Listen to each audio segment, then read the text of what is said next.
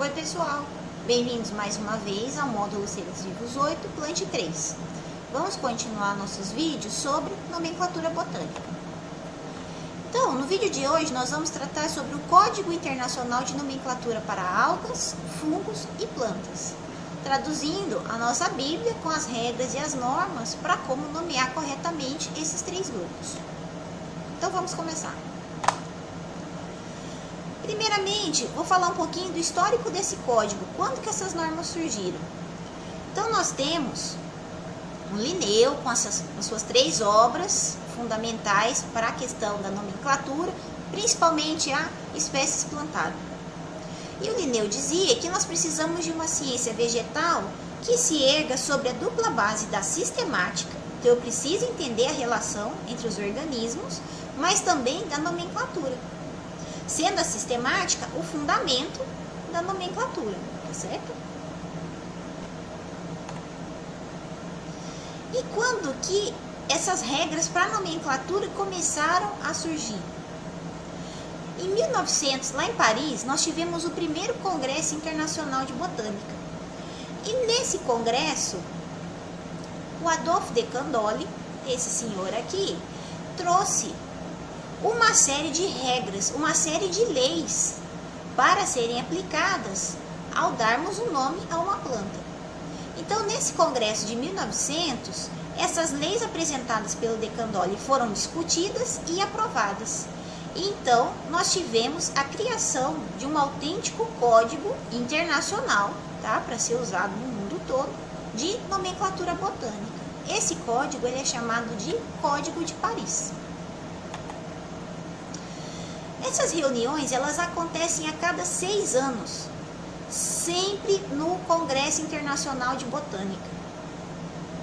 E no Congresso, então, a gente tem uma sessão só para revisar essas leis, revisar essas regras, e qualquer proposta de modificação, ela tem que ser publicada em um periódico chamado Taxon, que é da Associação Internacional de Taxonomia Vegetal. Então, aqui vocês podem ver fotos das reuniões que aconteceram nesses congressos internacionais.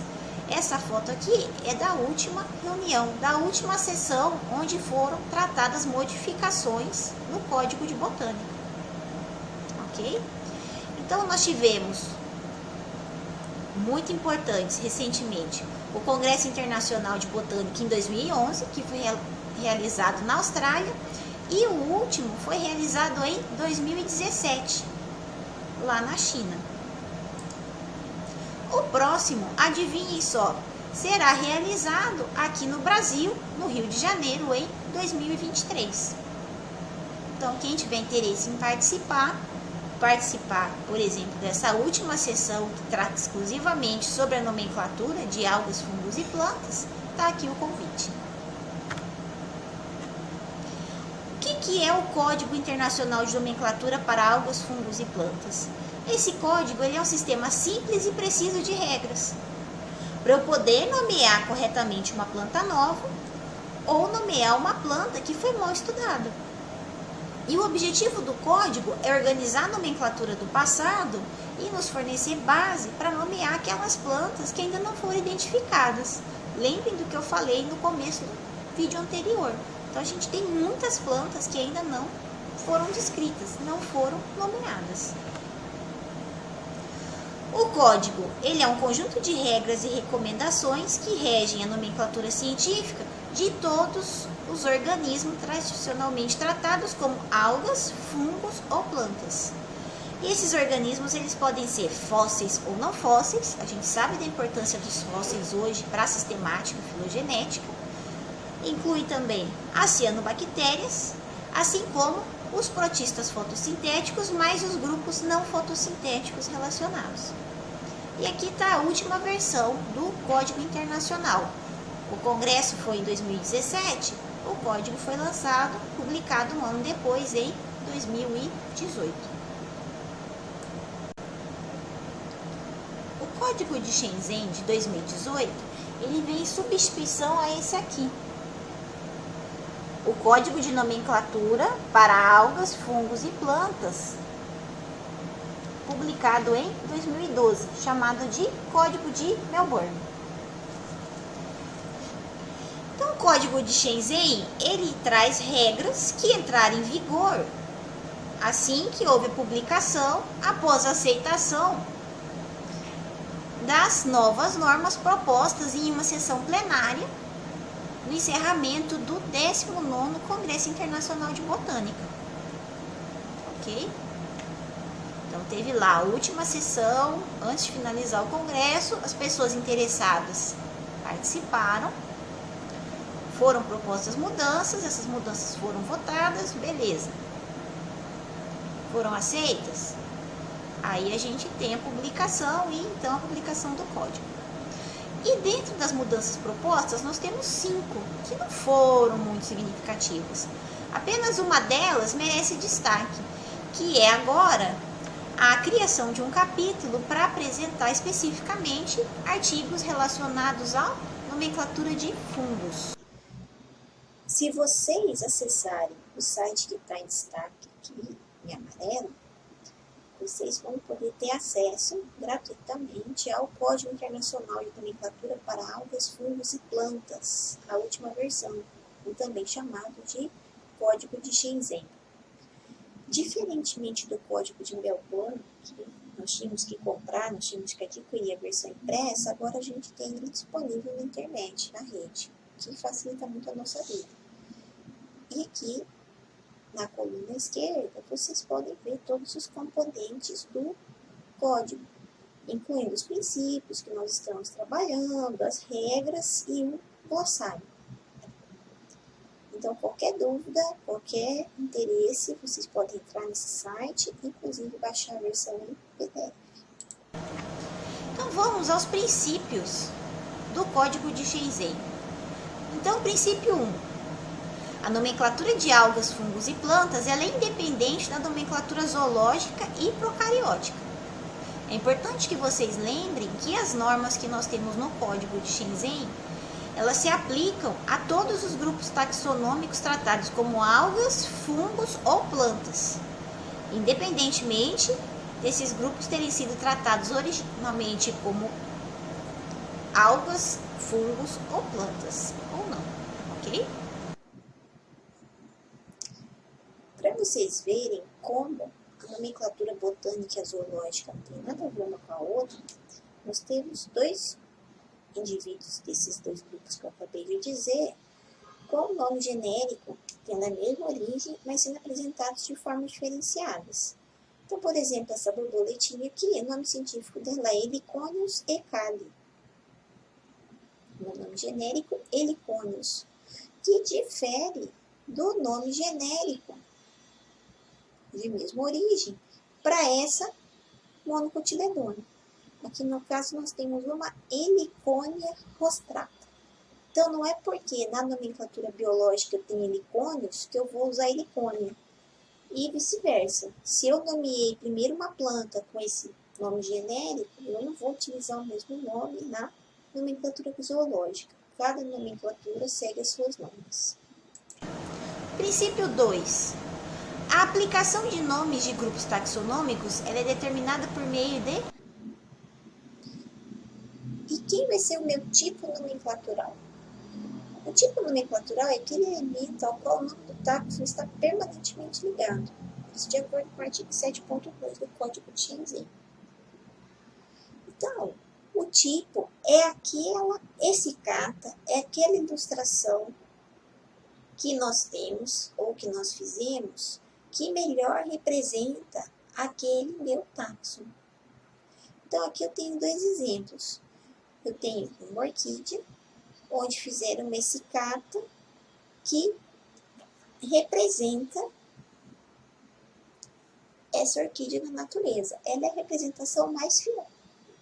E tenho à esquerda uma ilustração. Que vocês podem ver, a gente tem o nome científico aqui embaixo, e a gente consegue ver todos os órgãos reprodutivos e vegetativos. E é importante lembrar que esse tipo nomenclatural ele pode ser um sinônimo ou não. O que isso quer dizer? Nós vamos ver nos próximos vídeos.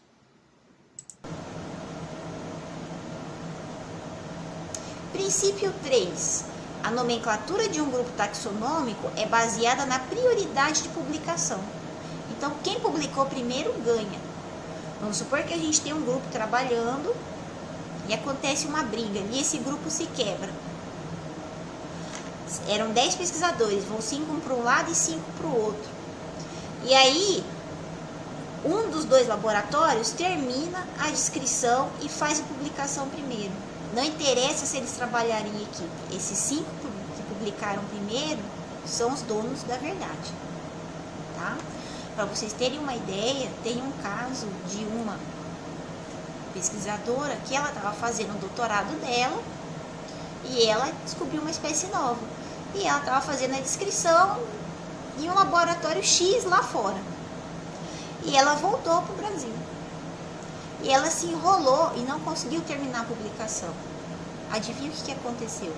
O laboratório X lá de fora finalizou a descrição, submeteu o artigo foi validado, a publicação foi realizada e o nome então daquela espécie nova ficou de autoria para a equipe do laboratório e não para a doutoranda.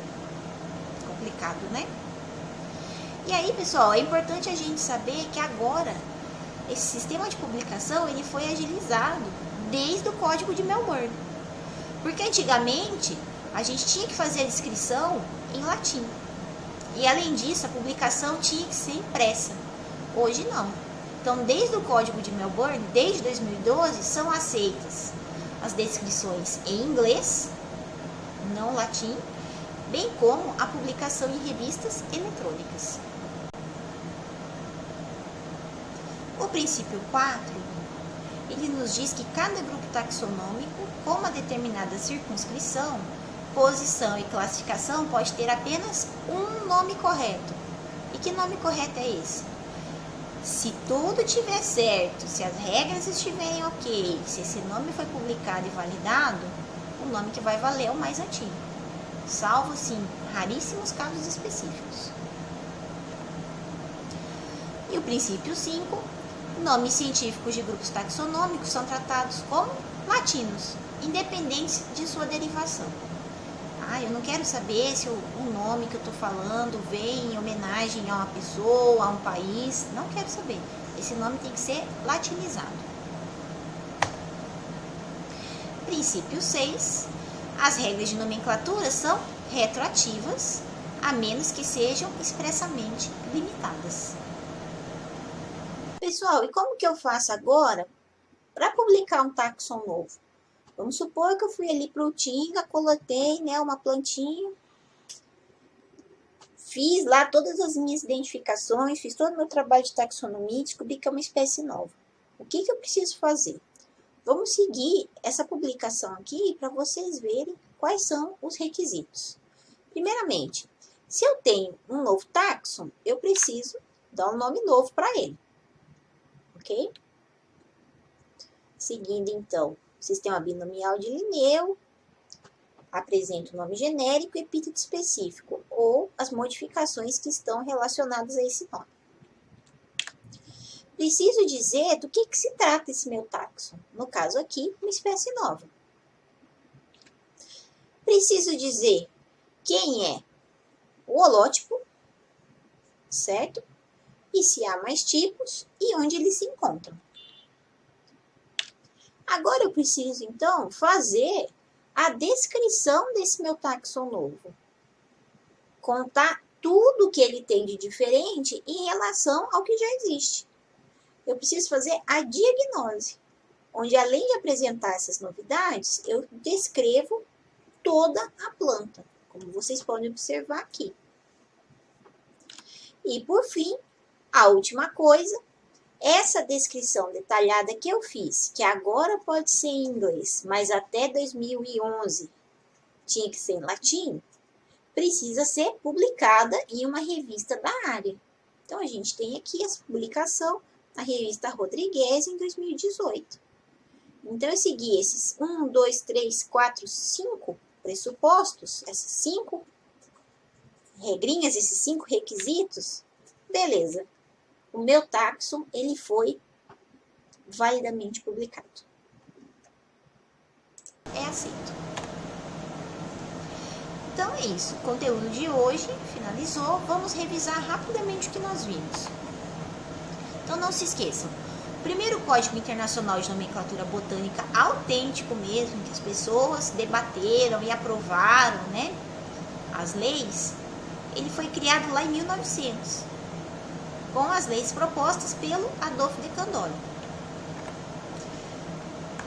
A cada 6 anos ocorrem congressos, como esse que foi realizado em Paris, para a definição do primeiro código, onde nós temos sessões, nós temos plenárias para discutir propostas que são apresentadas para modificação. Se essas propostas são aceitas, a gente tem então a publicação do novo código. Essas reuniões, então, elas servem para organizar a nomenclatura do passado e dar base para a nomenclatura do futuro. O último código publicado foi o Código de Shenzhen. O Congresso Internacional foi realizado em 2017 e o código, então, em 2018. Nós tivemos ali 5 modificações, sendo uma delas a mais importante, a criação daquele capítulo especial para fungos. E é importante vocês lembrarem que o código ele é composto por princípios e regras que validam a divulgação de uma nova espécie. É isso, pessoal. Então, até nosso último vídeo sobre nomenclatura.